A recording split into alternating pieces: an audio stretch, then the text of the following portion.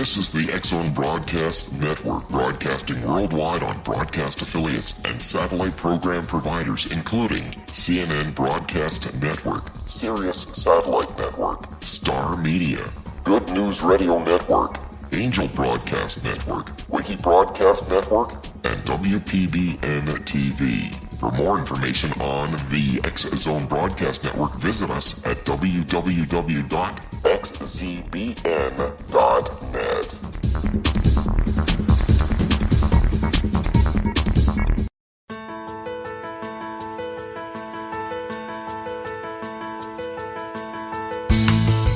Hi, curious minds out there in our ever-expanding radio land. Welcome to CC with BB, Connecting with Coincidence with Dr. Bernie Beitman, MD. That's me. This is the only radio show in the world dedicated to the study of coincidences, synchronicity, and serendipity. We are coming to you through the X-Zone Broadcast Network located in Hamilton, Ontario, Canada, and broadcasting all over the world. What is the relationship between mind and brain? Does brain produce consciousness, or does the greater consciousness produce brain? How do mind and brain interact with each other? I'm a psychiatrist. I study this question in my office. I help people with medications and psychotherapy. I work in both the mind and in the brain. You need your mind to recognize a coincidence and your brain to talk about it. Coincidences alert us to the mysterious hiding in plain sight. In other words, coincidences alert us to possible causal connections not recognized by modern science. The phrase "connecting with coincidence" is my coincidence brand. It is the name of my book, my Psychology Today blog, my website, and my social media sites. To find any and all of them, please put "Connecting with Coincidence" in your search engine. Would you like to know how sensitive you are to coincidences? Take the Weird Coincidence Survey on my website, Connecting with Coincidence. The I Ching, also known as the Book of Changes, is humanity's oldest oracle. It is regularly consulted on matters relating to business, relationships, politics, and other aspects of life. Why am I talking about the I Ching? Our guest, Kay Landon, will tell us a lot more. This book is the preeminent book among 6 Confucian classics. The I Ching has influenced the development of various Chinese philosophical systems, including Taoism, Confucianism, and the Yin-Yang school. Throwing the coins of the I Ching intentionally creates coincidences between the mind of the asker and the pages in the book. Like all mantic methods, like all divining methods, it is intended to clarify the present and predict the future. The I Ching originated within the worldview of ancient China, in which the spiritual aspect of reality was accorded equal importance to the physical and the psychic. Using the I Ching is a form of bibliomancy, the random selection of pages from a sacred book. The I Ching is a collection of 64 6-line hexagrams, with each figure having a name which is elaborated upon in its accompanying text. Our guest today, Kay Landon, received her PhD in East-West Psychology from the California Institute of Integral Studies in San Francisco. After pursuing a curriculum that included Jungian psychology and Chinese history and philosophy, she developed a dissertation that introduced a systematic method of studying meaningful coincidences. It was called On Receiving Unexpected Money. Her findings were very interesting, and I asked her to publish them in an edition of Psychiatric Annals, for which I was the editor. There's a lot of interesting ideas about how people's attitudes towards finding money and coincidences in general influences what they experience. Over a decade after arriving at the Institute, Kay became a regular practitioner of the I Ching. and regularly consulted the book on matters relating to her small business, relationships, and other aspects of life. Upon entering the Institute, she embarked on a more formal study of this ancient oracle with Taiwanese scholar and author Dr. Yi Wu. Under his guidance, she not only gained an essential Chinese perspective on the book, but also came to appreciate how the I Ching influenced the development of other Chinese philosophical schools.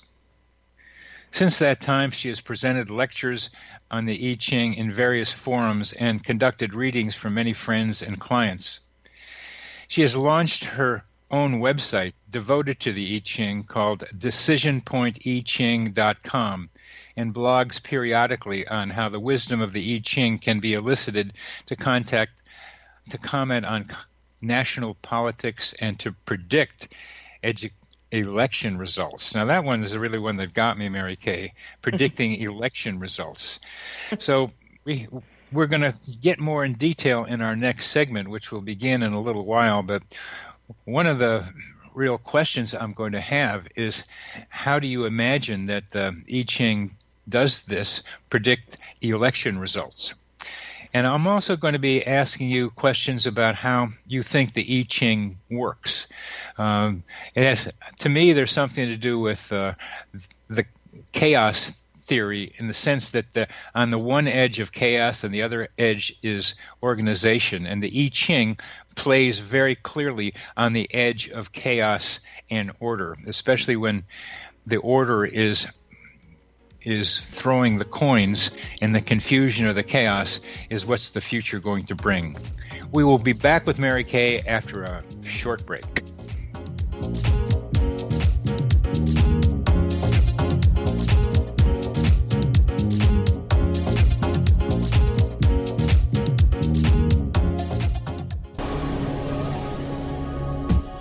This is the X-Zone Broadcast Network, broadcasting worldwide on broadcast affiliates and satellite program providers, including CNN Broadcast Network, Sirius Satellite Network, Star Media, Good News Radio Network, Angel Broadcast Network, Wiki Broadcast Network, and WPBN TV. For more information on the X-Zone Broadcast Network, visit us at www.xzbn.net.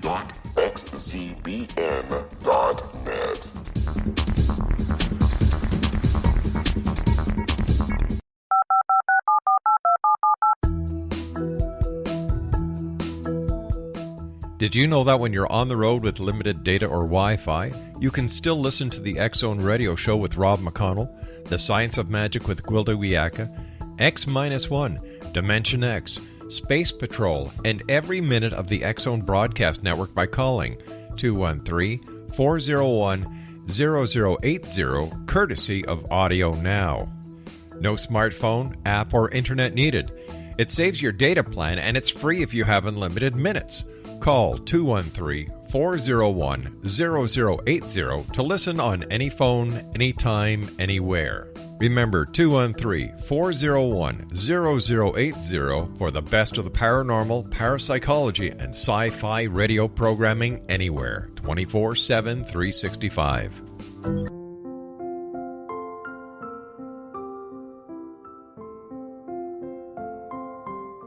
I am Dr. Carl O'Helvey, founder, president of a new cancer foundation focusing on evidence-based physical, mental, and spiritual interventions, including natural cancer cures, prayer, meditation, affirmations, nutrition, and other related holistic cancer prevention and cure modalities. These are used in cancer education, research, and financing care.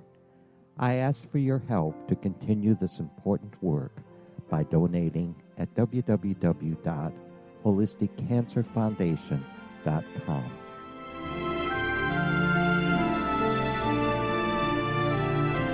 Hello, I'm Pete Marsh. With my daughter Justina, we will be presenting the new radio show, Too Good to Be True. If something seems too good to be true, it usually is. But with the help of Justina's amazing gifts, we're going to gain insight into questions that don't yet have complete answers. Have you wondered who built Stonehenge and for what reason? Why are crop circles found in the same region as Stonehenge and elsewhere? Are crop circles a hoax, or are they created with technologies that we have little knowledge of? Who built the pyramids in Egypt and also in other countries? How and why were they built? Was the Titanic switched with the Britannic as part of a gigantic insurance fraud, or for more insidious reasons? What caused the Tunguska event when trees were flattened over an 800 square mile area in Siberia? Will the new insights be too good to be true? Well, that will depend on what you are prepared to believe. Please join us as we start on this journey together. For more information on Too Good to Be True, visit www.xzbn.net. Little children aren't the only ones afraid of the dark.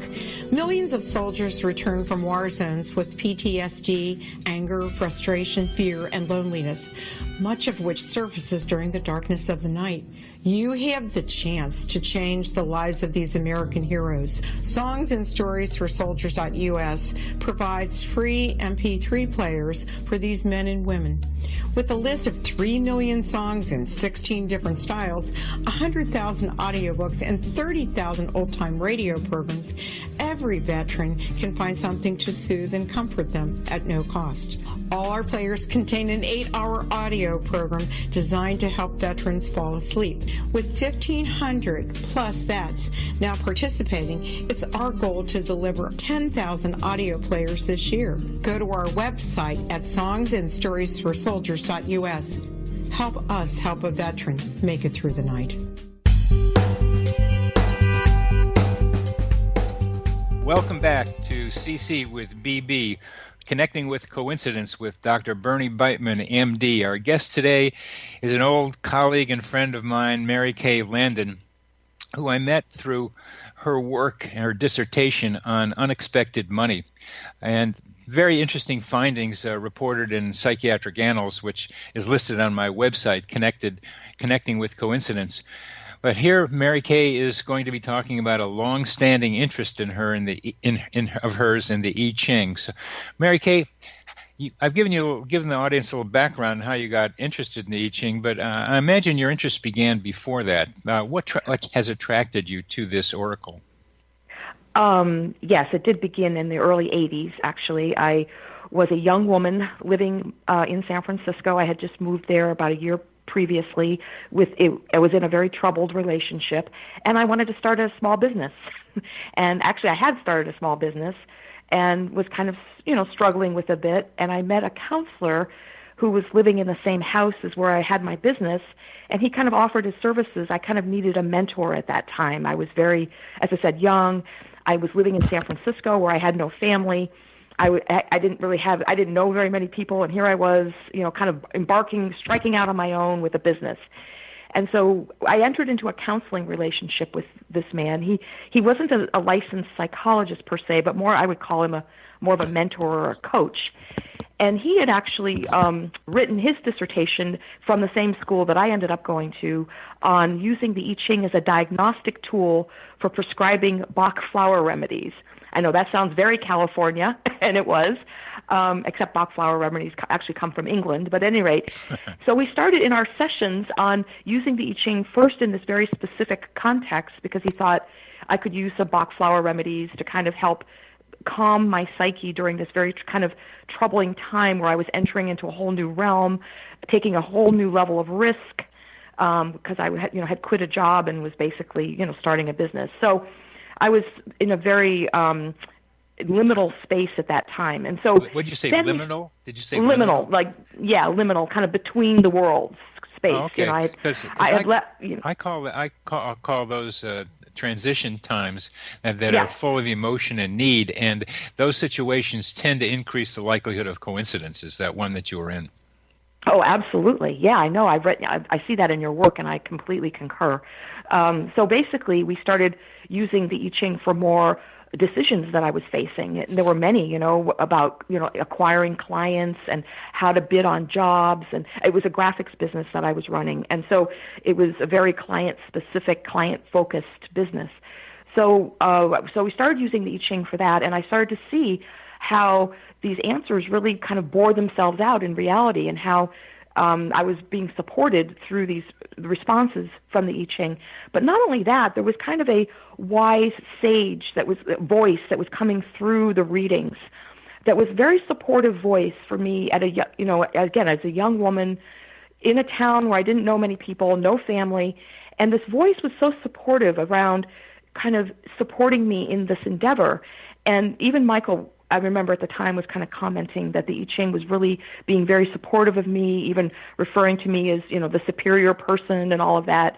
Of course, they say in the old text it's superior man, but, I was obviously a woman. So to me, I didn't take that too personally. I thought, okay, superior person, that's nice. And he was saying that, the I Ching was being very supportive. So because I saw this voice coming through the text, I thought, I want to start studying this on my own. So I started with a book, which I recommend, called The Illustrated I Ching by R.L. Wing. It's a nice, accessible text for the beginner. It kind of gets you in. It teaches you a very simple method for attaining hexagrams through the coin method, but a very simple one where you don't have to worry about the 6s and 9s and 8s and 7s and all of that. It's just you kind of look at the heads and tails and you are able to form a hexagram very simply. And then from there, I graduated onto the Wilhelm Bain's translation, which was at the time the preeminent translation in English of the I Ching. It had, of course, including Jung's famous foreword in that book. So I kind of graduated onto that book once I became somewhat familiar with the hexagrams. And that book, of course, just parenthetically, that introduction Jung gave to the Wilhelm I Ching stood as his first major statement about the I Ching, and also suggested how deeply reliant he was on Chinese philosophy. And also kind of how he saw the Chinese as and how they looked at the world completely different than the West, about how we build up causal chains for how things happen, but the Chinese were more about looking at the whole in the moment, down to every last detail, and about how things falling together in time take on the same quality of that time. Now, let me repeat that. Falling together in time take on the quality of that time. And falling together in time was what he meant originally about the word synchronicity, sing together in time. Right. Yeah, that become then meaningfully engaged and involved, not causally engaged or involved. So it had a whole different sort of orientation. And he wrote his foreword kind of as a scientist from the West, looking at this system and being in respect and awe of it, but at the same time, kind of positioning himself, saying, I know I'm going out on a limb here by stating that this system too can work, and let me put the I Ching to a test. And he actually, his foreword includes 2 readings that he did about, actually asking the I Ching, what do you think of this new translation, and what do you think of my position in writing this foreword to the translation? And then he interpreted the results, and he got meaningful results. He said, as a psychiatrist, if a client had come in, an analysand had come in and given me these answers, I would have considered them coherent, not psychotic. And here it is coming from a book, an ancient book that's giving me these responses that speak to my question and give me further wisdom into that question. So yes, he used the term synchronicity. As we said back then in San Francisco, far out and groovy. Yes, exactly, far out and groovy. However, there's an interesting factor about the I Ching, which is that it really still has not penetrated the West in terms of people using it. I mean, it's still a rarefied group, I would say, that uses the I Ching on a regular basis, that goes to seek counsel from, experienced practitioners. It hasn't gained the traction of tarot cards or runes or, angel readings or even going to an astrologer or a psychic. And I still kind of wonder why, because to me, who I've sampled all of those techniques, maybe with the exception of the runes, the I Ching to me still stands as the eminent oracle, in terms of its ability to accurately, again, feed back to one the quality of the time and the kind of the near future of what's going to kind of how events are going to unfold in the near future. And to me, it's way more accurate and specific. And yet somehow the West hasn't quite stepped up and really embraced it, even like they've embraced Feng Shui, for instance, another Chinese system that has come out of the Chinese culture. So I'm still kind of wondering about that myself. I'm trying in my own. Do you have some guesses about why that is? I think the book is a little. Well, even Jung himself said the book. There's a high barrier to entry. When I first picked up the I Ching book at a friend's party, before I met Michael, my counselor, it was incomprehensible to me. I didn't even know where to begin, entering the book. So I think there's this high barrier to even the texts themselves. It's a rather complex system in terms of how you derive a hexagram and look it up, and then when do the change lines apply versus not apply, and then if you even get through the system of divination, sometimes the art of interpretation is difficult. I mean, it is. I mean, we are all. No one is ever really a master of the I Ching. You continue to be a student of this remarkable system and oracle throughout one's life and encounters with it. There's no such thing as kind of mastering it, because the I Ching will always come at you with another challenge around interpretation. So there is this high barrier to entry, and I think it is a different. It's an Eastern system. It has different biases than we embrace in the West.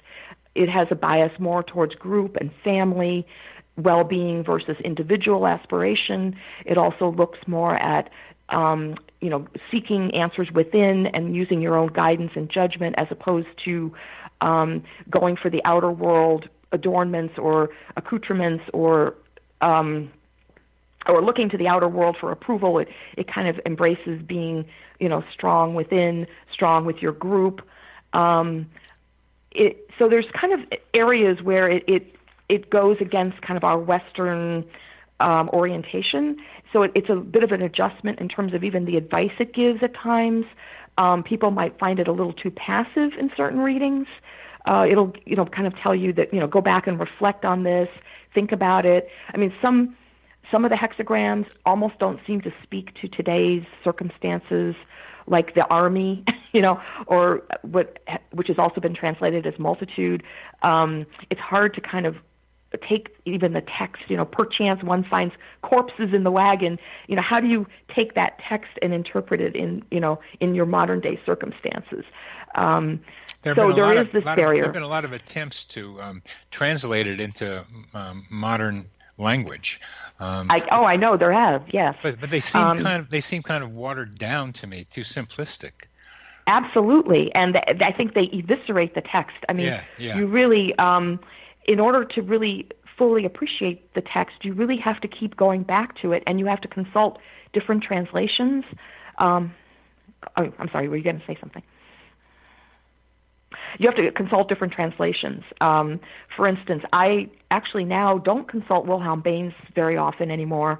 I use the Retsima Karcher translation. That's more of a concordance translation where it actually goes character by character and only putting a few articles here and there, and then of course it gives a description and a description of the terms. But my favorite text right now is one by Alfred Wong, a Chinese man who wrote an English translation. I find that a little closer to the Chinese that my professor, Dr. Wu, basically taught us.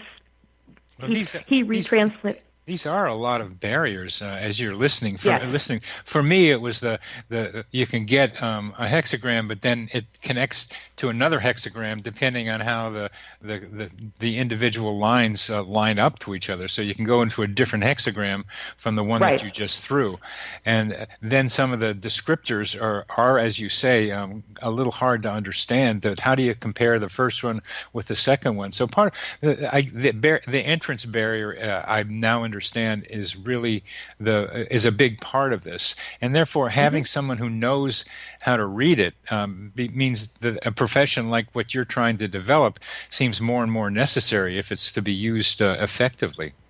Oh, absolutely. Just like, the psychics, have developed a very big living for themselves as being the professional medium of being able to, take the disembodied voices of the dead, or what they say is the dead and translating that. And, to be honest, I've gone to psychics and I find, again, the I Ching a much more accurate prognosticator of what's going to happen. Now we're I'm getting the impression that we're coming to the end. I get this vibe somewhere. We're coming to the end of this segment. So we will continue the discussion with Mary Kay Landon in the next segment after a short break.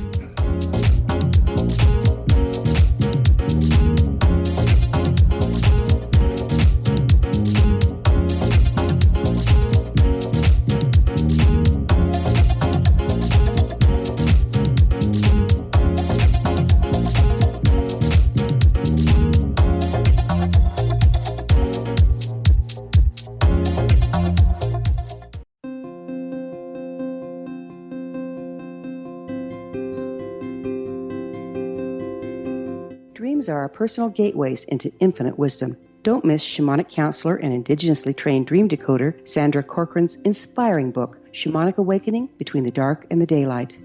This remarkable work chronicles Sandra's 35 years of experience with diverse wisdom keepers and her initiations throughout the Americas and across the British Isles, Turkey, Greece, and Egypt. Sandy's knowledge of symbology, psychology, and myth influenced her dream blog and workshops. Sandy offers private tarot readings, international journeys, a meditative CD, as well as her book, Shamanic Awakening, to encourage you as you navigate this earth walk, creating a deeper connection to yourself and all that is. Find this and more at Sandy's website, starwalkervisions.com.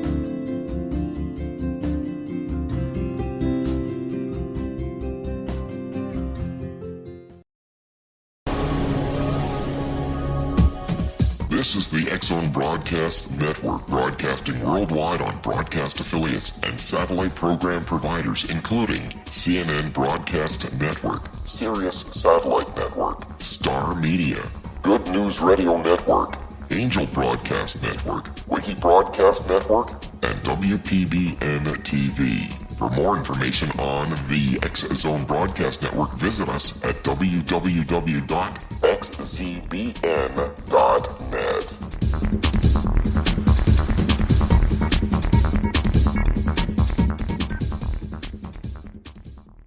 How would you like to be able to read other people's minds? Well, the next best thing is here. When you know how to read a person's name, you know how the person thinks, feels, and behaves.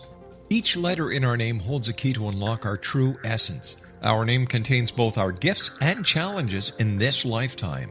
Mnemology science discovers personality secrets hidden in the placement of the letters of our names, including the first and last impression people remember about us. Sharon shows us how to interpret the arrangement of letters as outlined in her book, Know the Name, Know the Person. Sharon Lynn Wyeth created mnemology science after 18 years of research and testing her theories, and has supported thousands of people around the world in understanding themselves and others better. You'll enjoy Sharon's unique teachings as she shares her system to learn the gifts behind your given birth name. Even if you don't like your birth name, there are jewels in this book. If you're thinking of changing your name, ready to name your child, or wanting to get along better with others, this is the book for you. If you'd like to improve your relationships and change your life for the better, get the book today, Know the Name, Know the Person, or visit www.knowthename.com. That's www.knowthename.com.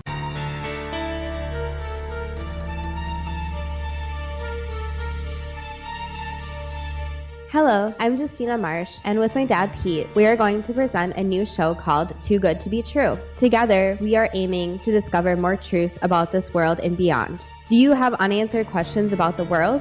Do you ever wonder about aliens, conspiracy theories, or the universe? There are many shows discussing subjects such as pyramids or UFOs, but we want to relay this information based on our own research, including from spiritual means. Hopefully, listeners will be helped with their own beliefs and will appreciate the psychic insights that add to the previous research and information. We both look forward to sharing this insight and beginning this journey with our listeners. Visit xzbn.net for more information about when to listen.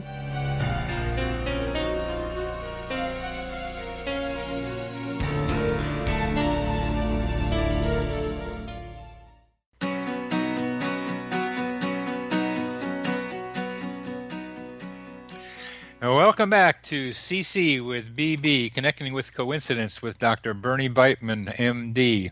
Our guest today is Mary Kay Landon, and we are getting a treat of a good look, a clear look at the I Ching. I've toyed with the I Ching. I've looked at it. It's complicated, confusing to me, and that's because that you have to learn a lot before you can use it. And Mary Kay has learned a lot and is telling us what you have to be able to know in order to be able to use it. And my conclusion now is that we need people like Mary Kay to help us understand how to use the I Ching, just the way psychics attempt to do that for other people in other ways. So Mary Kay, let's continue this discussion about how the I Ching works and how it's difficult. And now let's continue with how you in San Francisco got into using it with your friend who was advising you. Yes, so we would ask questions. For instance, we would lay out a grid of options. So say I wanted to, I thought I might get a new client. Again, I had a graphic arts business and, again, very client-focused, very client-centered business. So we would ask some options of, okay, what is the wisdom of seeking to do business with this client? And then we would ask a keeping still question. What's the wisdom of keeping still, meaning maybe not going out and eliciting this business? Are you saying that there are specific kinds of questions that are better than others to ask the I Ching? Yes, definitely. Okay. Yeah, so there's things like, what it's very good for making decisions. So you put a course of action to the I Ching, like what's the wisdom of doing X? And then what's the wisdom of not doing X? But Michael, my counselor, exhorted me not to use the negative so much, but to sort of phrase it differently, like what's the wisdom of keeping still, as opposed to not doing X. I think other people, when they divine, they might use the negative, but I sort of try to stay away from the negatives because he thought that wasn't a clear enough expression to the I Ching, that the I Ching might still not read the negative or something. I think there's different schools of thought on that, but that was kind of how he taught me. And then we would lay out other grids of options. For instance, if I'm pricing a big job and I don't know if I'm going to get it, I put different options down on paper. What's the wisdom of charging $100? What's the wisdom of charging $150? What a wisdom of $200? And I even get the price point that way. I actually used it more recently in buying my house, which is a much bigger transaction. I used it for that to determine the price point for that. So, I mean, things very, very specific like that you can. But if you also want to get a lay of the land reading, for instance, about a relationship, if you're troubled about a relationship or you don't know what's going on with a relationship, it could be a business relationship, a partnership, a romantic relationship, a friendship, any kind of relationship. You ask it, what's the status of this relationship? And it'll give you kind of a lay of the land as it stands right now reading. It's important to remember, though, the I Ching being the book of change, as you pointed out at the beginning of the program, it is kind of commenting to you, again, on the events as they're happening right now. I usually say for people, the I Ching's not a great prognosticator beyond 3 months. But maybe it'll show you how events are going to unfold. In fact, that's what some of the old treatises talk about, how the I Ching contains the seeds for all that is to come, kind of thing. But even so, because of change and how, obviously the forces of yin and yang are working in the Tao and things are changing constantly, beyond 3 months is probably not a time frame that you're going to want to divine about. Even though in some cases it will still be accurate. It accurately predicted for me when I wanted to hire someone for my business. It accurately predicted that this was going to be a conflictual relationship. And we ended up having like a 2-year relationship, and it was conflictual throughout the relationship. So sometimes it will go beyond that 3-month window, but generally I don't recommend it. I'm thinking about falling together in time, and that what you're doing when you throw the coins or the arrow sticks is doing something else that will fall together in time with everything else that is happening at that time. It's a mirror of the present. Right, exactly. And of the forces that are making up the present, yes. And of the forces, something about 10,000 something or others that are making up the present. The world of the 10,000 things, yeah. That's coming, yeah. the 10,000 forces coming together, or maybe that's what you mean. I call them vexing vectors that come in to create the present. And the I Ching is making a mirror of them. I used to think of the tarot cards, which I was a tarot card reader for a while, of throwing the cards up into what I thought of as the Tao, or the stream of life and consciousness, and it would reflect like a mirror what was going on in that Tao at that moment, in that river of time at that moment. And that's what I'm thinking even more clearly with the I Ching. It falls together in time with everything else, but has a way of allowing us to translate those characters into words and concepts that we can understand. Right. Also into archetypal situations that face humanity. And that's why they distilled the 64 different archetypal situations. They claim, of course, through those 64 plus the 386 additional pieces of advice that come through the change lines, that basically, so we're talking over 4,000 combinations that you can get in a reading, that through those 4,000 plus combinations, every single situation that humanity can face is reflected in there. Wow. Every single situation, yeah.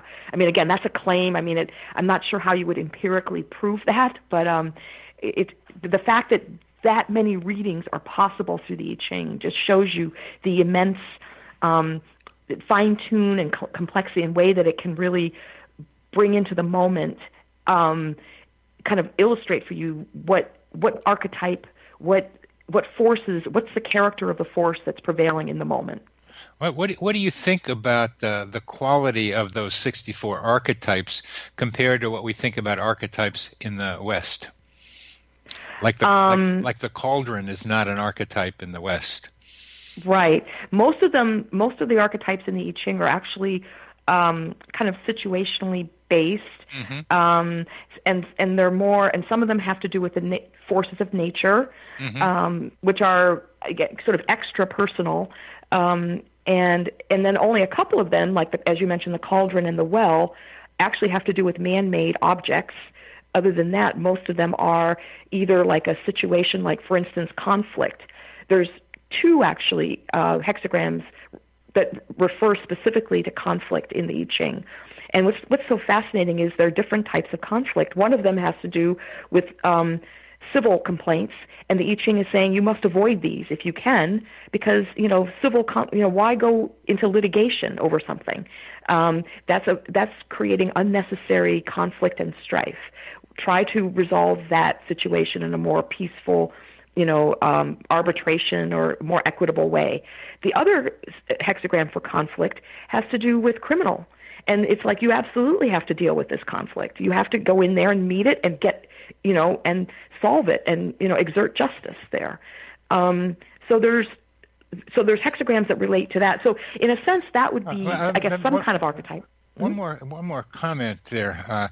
I have been bothered by the archetypes of the West that they tend to be nouns. They tend to be mother or king or seer or have the hanged man in tarot card decks or death, which is a little bit in the direction I'm talking about, but not about processes, not about about movement, about conflict for one thing that you're mentioning, or even about love, or just business and movement. It's more things rather than action. And the I Ching has a much more action-oriented archetype set, it sounds like, than the West does.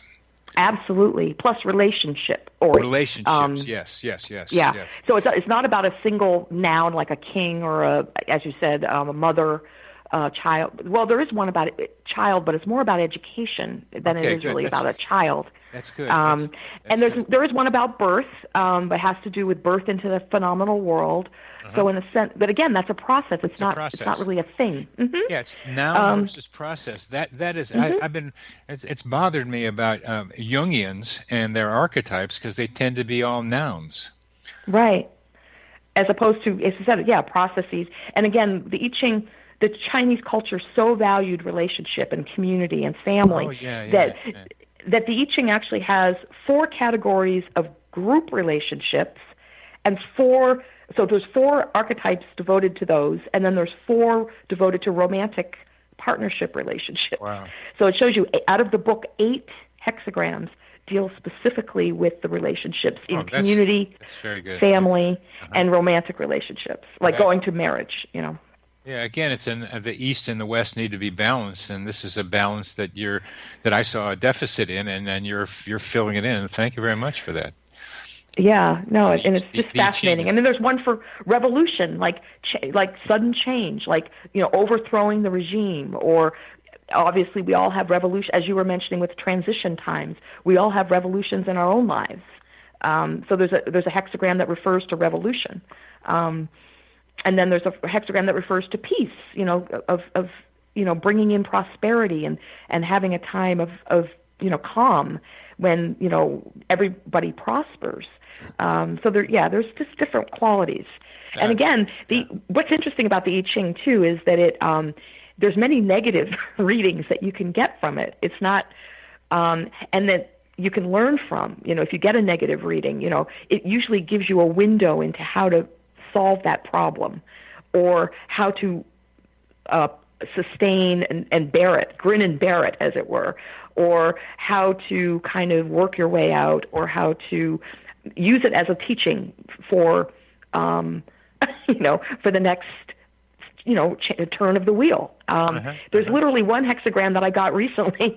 It's a line in a hexagram that has to do with drowning.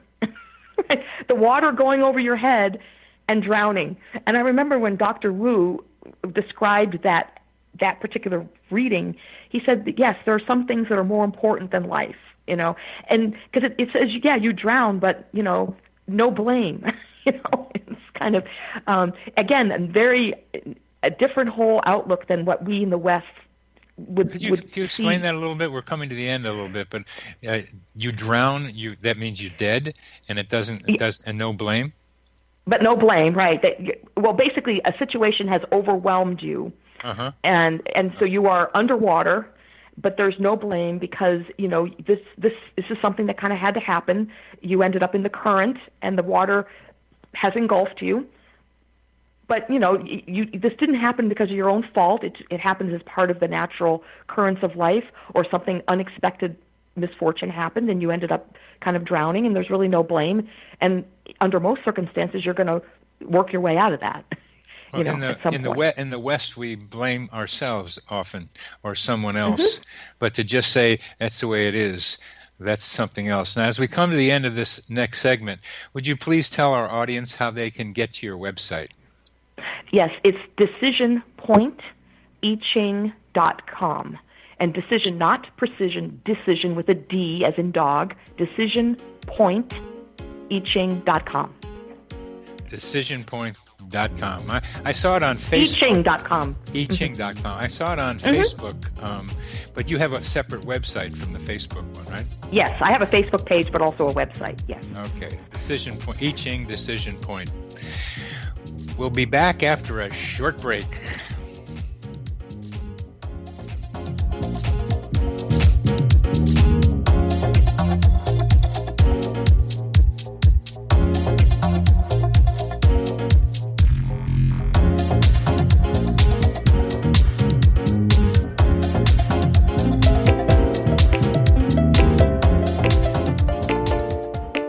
Are you curious? Do you want to learn more about how the world works and have fun at the same time? Study coincidences with me, Dr. Bernie Beitman, MD, on my Connecting with Coincidence radio show here on the XZBN network. Listen to Jungians theorize, statisticians randomize, true believers evangelize, while I categorize. I dance to the rhythm of coincidences. People who experience me see more of them. Maybe something on the show matches a thought in your mind. Let us know. Expand your mind to the weirdness happening around you. Synchronicity spoken here, there, and everywhere. For more information, put Connecting with Coincidence in your search engine and find my website, my social media sites, and my blog.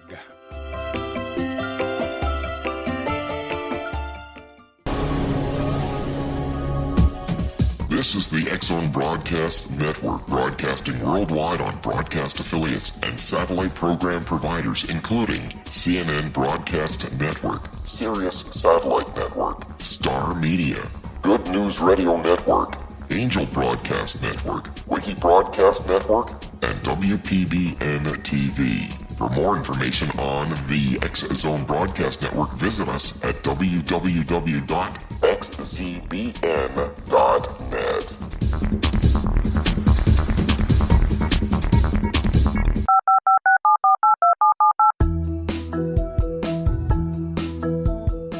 Did you know that when you're on the road with limited data or Wi-Fi, you can still listen to the X-Zone Radio Show with Rob McConnell, The Science of Magic with Gwilda Wiyaka, X-1, Dimension X, Space Patrol, and every minute of the X-Zone Broadcast Network by calling 213-401-0080, courtesy of Audio Now.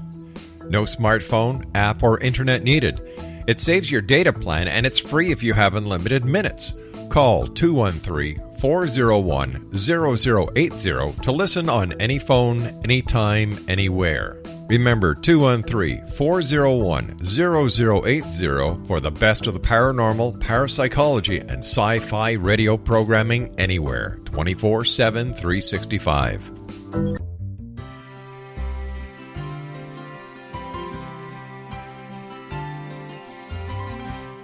True healing must address 4 levels: physical, emotional, mental, and spiritual, for us to live joyful and productive lives. We tend to treat 3 of the 4, leaving the spiritual languishing. If you're tired of the same dysfunctional patterns cropping up in your life, Soul Balancing is for you. Trixie Phelps, owner and founder of Soul Balancing, is a naturally gifted energy healer trained in numerous esoteric forms, including shamanism. Trixie has created a powerful modality that safely and effectively clears your energetic field. A Soul Balancing session can remove interference, heal trauma, and restore your hope. Contact Trixie for a life-changing long-distance session today, www.soulbalancing.world.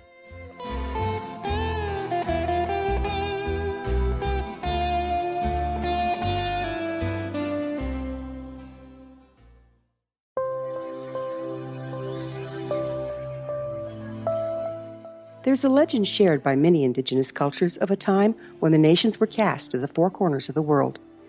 Each nation was given a body of sacred knowledge that held a different portion of the truth to preserve. True reality could not be known until all the nations reunited, combining the information. If a single one was missing, the world could not be reborn and darkness would prevail. The Science of Magic Radio is dedicated to reuniting the sacred knowledge. With the understanding, none of us has all the answers, but together we can open new perceptions and possibilities. Through our combined vision, the world can be reborn into a place where darkness no longer prevails.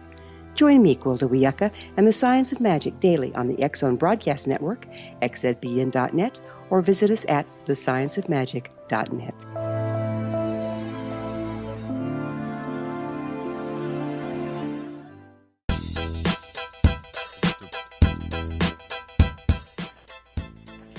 Welcome back to CC with BB, Connecting with Coincidence, the only radio show in the world focused on synchronicity, serendipity, and a meaningful coincidence.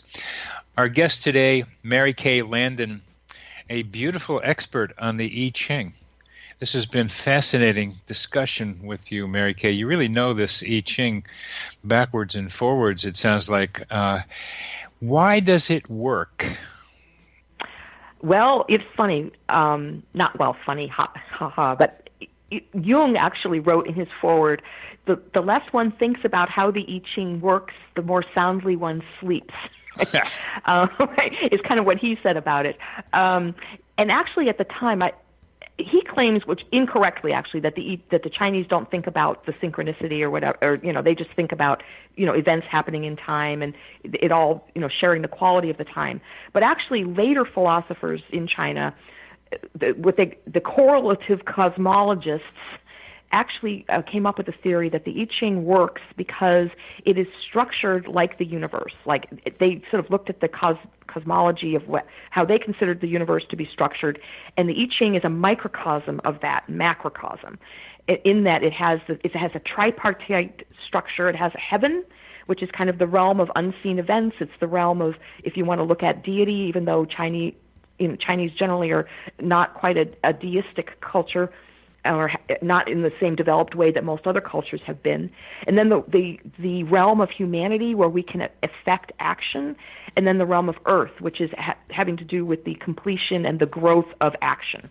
So heaven is kind of, where things are still inchoate, and then the realm of humanity, where we can affect some things and help influence the change of some things, and then earth. So the I Ching has those three parts also embedded in its structure. And because it has what they call the yin and the yang, which actually I've read recently, there's even some controversy that the yin yang is a later overlay onto the I Ching's firm and yielding structure. But it has to do that those are the primary forces of the universe, that those interacting in the three realms is a microcosm of the universe. And so that's why it can reflect the forces happening at the time. Again, this is a theory.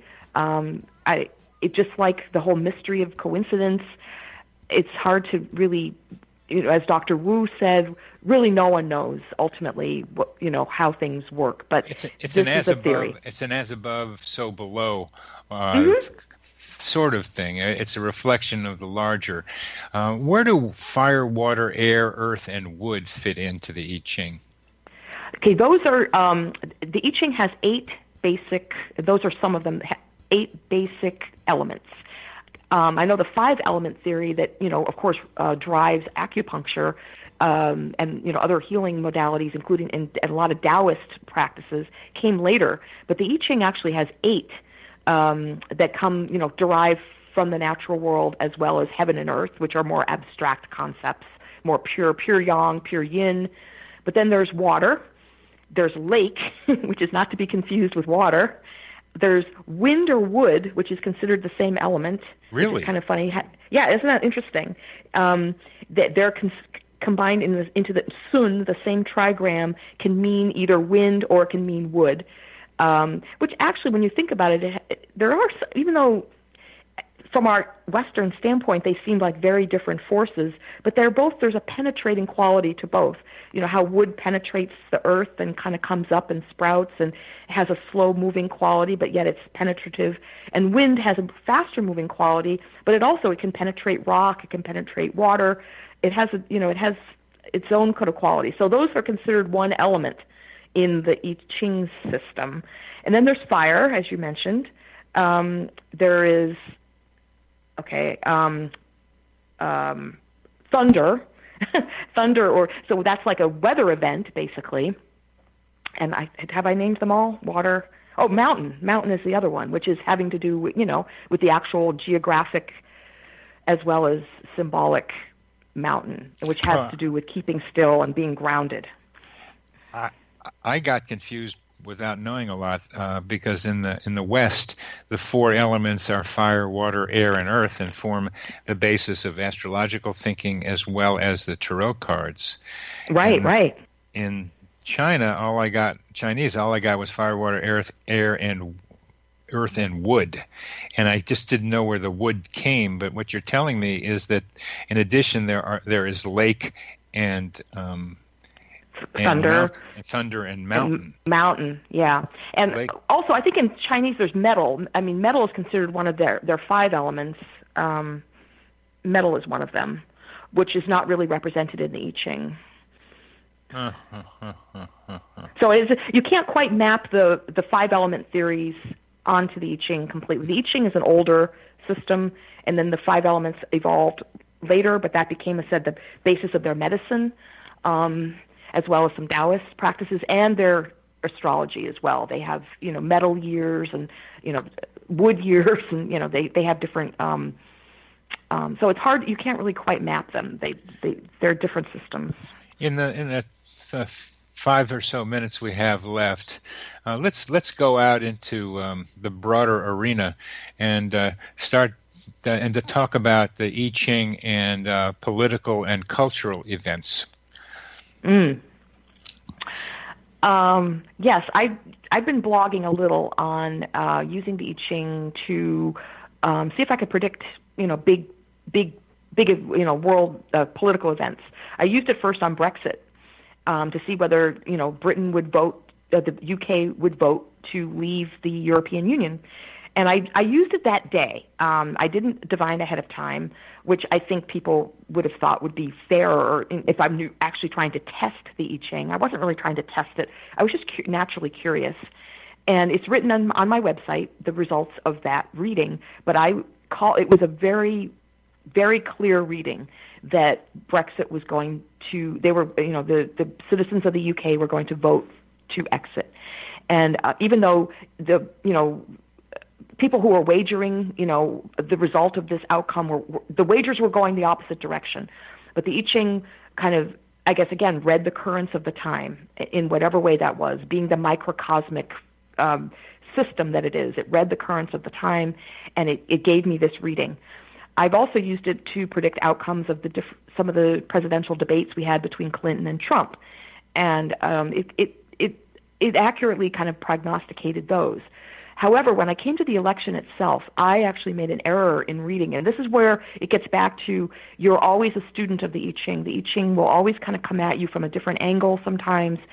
And even though sometimes it could be very obvious and straightforward, other times it will come at you sort of at an angle. And the reading I got for Trump, even though there were two great change lines and it ended up with the creative, which is a very good outcome, often I read that when it comes to the creative as a very abstract, like full of potential, but not necessarily realization on the material plane, whereas Hillary's reading seemed more down to earth. And so I predicted that she would win. But in a sense she did because she got the popular vote, but yet she didn't win. So I had to write another blog explaining that I did get it wrong, and this is kind of why I thought I got it wrong. And it actually drew the attention of Hilary Barrett over in England. She's a very well-known I Ching advocate and scholar, and she has a whole big website, and she hosts a bunch of blogs, and she actually agreed with my the way that I interpreted the reading the second time around, which was kind of a Monday morning quarterbacking. But I wanted to really look at the reading again and see how I had gotten that wrong. And I had, and that the I Ching itself had actually prognosticated correctly. But again, the art is in the interpretation as well. What I'm learning from you, Mary Kay, is that I understood the more abstractly the falling together in time idea. More abstractly, even with the tarot card readings that I would do, it's kind of like an interesting idea, and maybe that's really what's going on. But from listening to you, a properly done I Ching reading can truly reflect the falling together in time of everything, including the I Ching's falling together with what's going on in that time. Mm-hmm. That's pretty. And it said it could be used. Yeah, it could be used even. It said in these broader arenas, which is what I was trying to do. I have a woman here whose mother was really into the I Ching and wrote one of the many books on the I Ching, and I've actually co-taught with her, and we have a little controversy over this. I was using the I Ching also to prognosticate the outcome of baseball games. I'm a real baseball fan, and even like I did it for the Super Bowl and things like that, just as, again, almost like a way to fine-tune my own interpretive capacities and abilities. Because it was a sporting event which has a clear outcome, and it's kind of interesting to use it for that. But this woman that my colleague actually disagrees with me, thinking that it's kind of a trivial use of the I Ching. The I Ching should not be used in a trivial way. And so we have a disagreement. I think that as long as you're not using it for wagering or to gain advantage in some way, that you're using it for ethical reasons, that it's okay to prognosticate about larger events that are outside of your own personal purview. But there is different schools of thought on that. Yeah, the ethics and morality of I Ching use, given that it looks like it's an amazingly powerful thing, need to be better explicated. I'm going to ask you after this is finished to send me the reference of the I think you mentioned 2 books that you find useful in addition to a reference for the Wilhelm edition, so that I can put them on my Psychology Today blog for anybody who might want to read further into those books. Okay. Yeah, I have like the couple that I use now, plus the one that I used at the beginning. That's an excellent reference for beginners. Yeah. Please give a little blurb about each one. And thank you very, very much, Mary Kay, for being on the program. You were very, very informative. Thank you very much. Well, thanks for having me, Bernie. Take You're care welcome. now. Thank you.